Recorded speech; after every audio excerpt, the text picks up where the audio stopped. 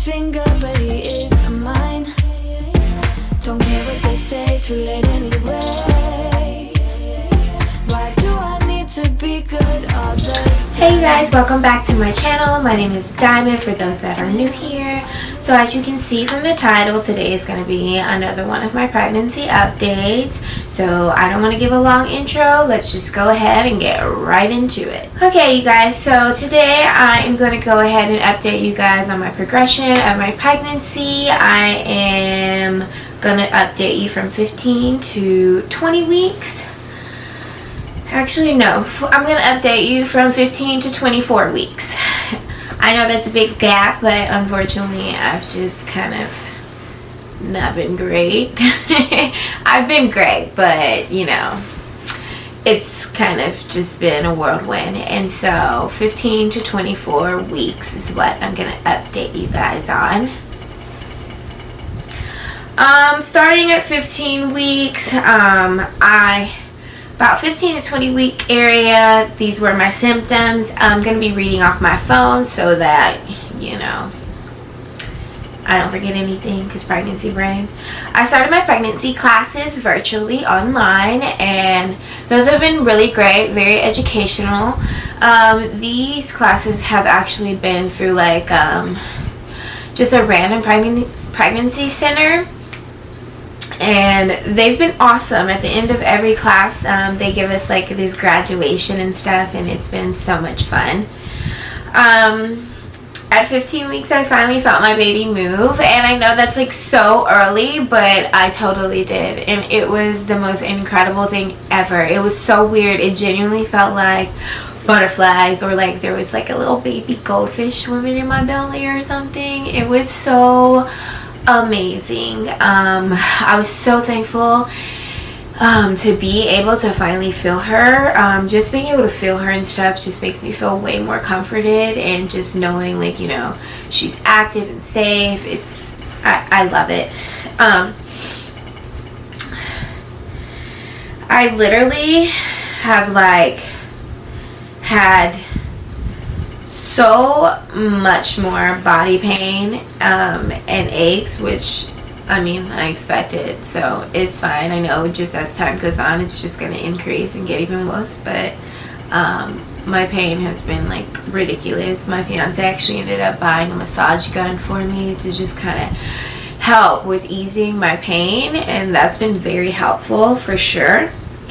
As you can hear, I do have difficulty at times breathing. Like, I don't know what it is, but I feel like she's not even big enough for that to take place. Like, you know, I thought like you have difficulty breathing in pregnancy because the baby gets so big that it's like up in your chest and like squishing your lungs, but clearly that is not the case because she's not even that big to be able to like do that to me. So I don't really know what the reasoning for it is. And I developed like pregnancy congestion at nighttime, and so if you've never been pregnant and this is your first pregnancy, you get what they call pregnancy congestion, and it is caused by pregnancy because of the double amount of blood that's flowing through your body and stuff, and it causes like your nasal cavity to just like get inflamed randomly. Oh my god, it happens at night so badly. So we bought an air purifier to see if it helped. Unfortunately, I mean, it helped for sure, but now it's like it's dry, like my nasal cavity is dry and itchy from the air purifier. So I want to look into also getting a humidifier, which would be great because I can double it and use it also for our baby when she gets here. But it's definitely no fun. I still have a really short temper, and I'm very sensitive, and I just lash out. I get so angry for no reason, honestly, but I mean, that's a part of hormones in pregnancy. I feel like how I feel is validated. I just feel like my reaction to it is excessive, if that makes sense. My food obsession and craving has been hummus and vegetables with like mini pitas or pita bread or pita chips. Like, love it. Can't get enough of it. I literally go to Costco, get like the big containers like of the hummus, and I go through it in like 3 days. It's ridiculous, but I love it. And the good thing is that hummus is just chickpeas, which is a bean, and beans are really great for like morning sickness and nausea and stuff like that, and I definitely have tons of that. I'm always dehydrated. My lips stay dry. I literally drink 3 liters of water a day, and I'm still always dehydrated. It doesn't matter what I do. Always dehydrated. It's crazy. I got these like liquid IV little pack things to put in my drinks and stuff, so I'm gonna see if those work. The last pack I had, I didn't like the flavor. It was like, I forgot what it's called, like berry flavor or something, but it was way too sweet for my liking. So I'm got this lemon like lime one, and I'm hoping that one will be 10 times better because I need something to try to like help boost my hydration. So sorry, excuse me. Not only do I have dry lips, like I said, from dehydration, my skin's dry, my hair is dry. It's just like, my life is dry. It's ridiculous. And I lather myself up all the time.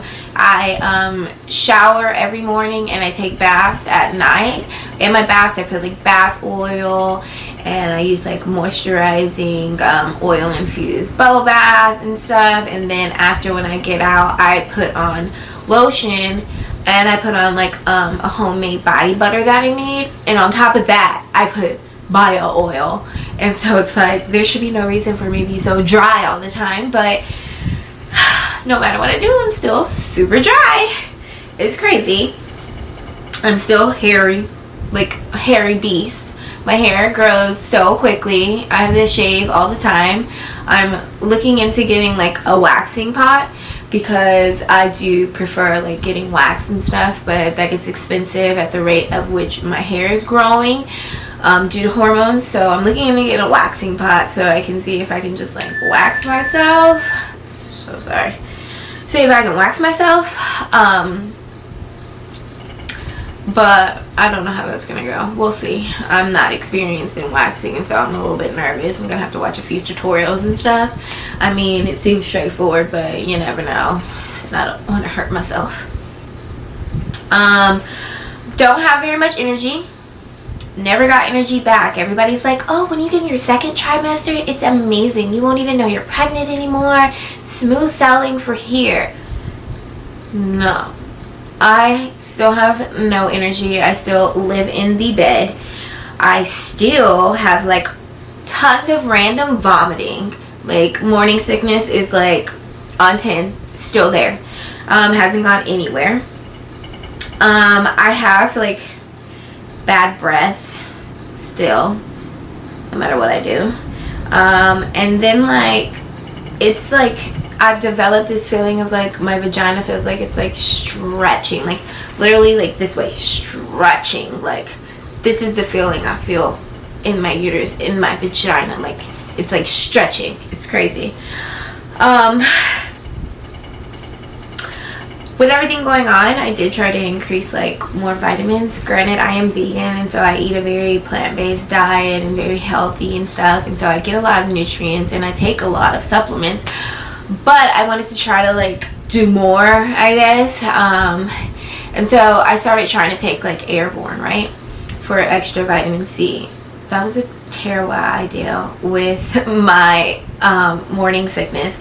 Every time I would drink it, I would just throw it right back up. It was like, wouldn't stay down. And so then I got scared, and I was like, okay, am I getting like, am I ODing on vitamin C? But then when I looked it up, it was like, I don't know, you can take like, what did it say, like 2,400 milligrams or something of vitamin C, and I was like nowhere near that. So that's definitely not it. I'm not taking too much vitamin C. It's just simply pregnancy won't allow me to keep a lot of things down. And even though vitamin C is great for me and boosting my immune system to keep me and the baby safe, I can't unfortunately take it. So that was an epic fail for sure. And then like at 18 weeks, I know this is kind of all over the place, but these are how my notes are, and this is how my brain is these days because of pregnancy. So like at 18 weeks, I started peeing literally 7 to 8 times a night. Do you hear me? 7 to 8 times a freaking night. I already don't get sleep. Like, my body is already preparing me for this child. My baby's not even here yet, and I know I'm not gonna sleep when she gets here, but I'm already there. It's insane. I sleep during the day, but at night, no, it's not happening. I'm still very crampy. My cramps have lightened. They're not as intense as before, which would scare me and make me feel like, you know, risk of miscarriage or something like that. Now in this trimester, in the second trimester, like, I'm not as crampy. I'm crampy, but it's not as powerful. They're not like scary cramps. It's just like, ugh, discomfort, and it's like, oh my god, why is this doing this? Like, you know, but it's because of everything going on inside. And then literally with the cramping, I still get headaches. Like, I'll start cramping and then get a headache, but my headache goes away because they're telling me, like, you know, you have to make sure like you're not keeping a consistent headache or a headache that doesn't go away with Tylenol. I'm not big on taking, like, you know, Tylenol and stuff like that during my pregnancy, so I don't know about if it goes away with Tylenol, but it doesn't last long enough to where it makes me concerned or anything, but it's still very annoying. And then I had my 20-week scan, which was amazing. It went amazing. I was so happy to see my little baby, and literally the ultrasound tech was like, oh, she's a little stinker, because she does not like to be bothered. Like, I'm not huge on ultrasounds. I know that's a very controversial thing, but I'm not a huge fan of them. But I do enjoy being able to see my baby, and she does not like to participate. She does not like to cooperate at all. Like, she constantly will turn her back. She covers her face. She is just like stubborn. But I did get to see visually her just stomping on my bladder constantly, so that was lovely. And you know, at 18 weeks, I decided to start going ahead and interviewing doulas and midwives. I have finally decided on doing a birthing center, just because like my insurance covers it, and without my insurance, it's literally like $6,000 to have a baby at home like I want. So I just kind of have to do what I can and deal with the cards I've been given, because I can't dish out $6,000 to push a baby out of my vagina at home in a tub. Like, I can't do it, no. So I'm doing a birthing center, and my insurance helps a lot, and I'm excited about that. I just have this thing, I don't want to have my baby in the hospital. If you guys do, it's nothing against you. There's no judgment. It's just my own personal preference. I've been having and started developing like major heartburn and indigestion. I already had that, but it's just like getting more intense. Like, sometimes I literally have to like fall asleep sitting more up than laying down, and that's very uncomfortable. But I'm starting to realize in my pregnancy, like, literally comfort is not something that's going to be achieved. Like, it's my goal, but it's not going to be achieved. I got like back to like the dehydration and skin issues. I started getting like dry patches around my skin, and I started getting like these random rashes sometimes on my belly. And at first I thought it was because, you know, moms say that with pregnancy, you know, your skin changes sensitivity and stuff, and like body washes you could have been using for years all of a sudden give you a rash, but it's not that. It's like sometimes with my hormones, I'll get like these small little dots on my belly or dry patches around, and then they'll like go away. I got really bad dry patches on like the back part of my hands here. That also could be because, you know, I wash my hands like 50,000 times with everything going on. So what I do is I'll put like A&D ointment on the back of my hands and put gloves on and like sleep with that, and it helps a lot. My back and round ligament pain literally still continues to make me like bed bound, but it's fine, whatever. I'm just grateful and thankful that I do have the ability to be able to just like stay in bed most of the time. It's very difficult for me because I have this thing about feeling like I'm being lazy, and I know I'm not being lazy, I'm growing whole human, but I just always feel like I got shit to do, I got things to do, sorry. And you know, laying around for me is just not appealing, but it is what it is. I understand it's what I have to do to protect my baby and my body. I do now do like daily yoga again and stretching, and that helps a lot with my ache and pains. I make sure to stretch, especially at night when I get out of the bath, when my muscles are more relaxed and stuff.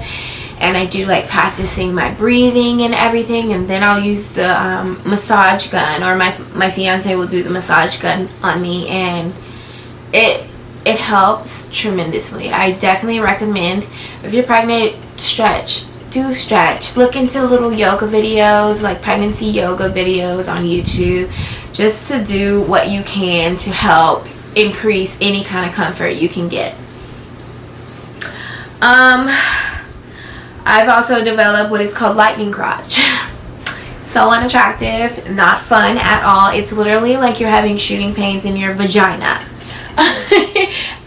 And when it first happened, it took me off guard, like, oh, what is that? Then they started getting more and more intense, and it's just like, how long is this gonna go on for? Like, I truly hope this doesn't go on until I have her, because it's like, it can get intense, and it's just very uncomfortable. Again, discomfort is just like the #1 thing in my pregnancy, but it's okay because it's worth it. It's great. My appetite fluctuates sometimes. Like, sometimes I'm starving and sometimes I can't eat anything.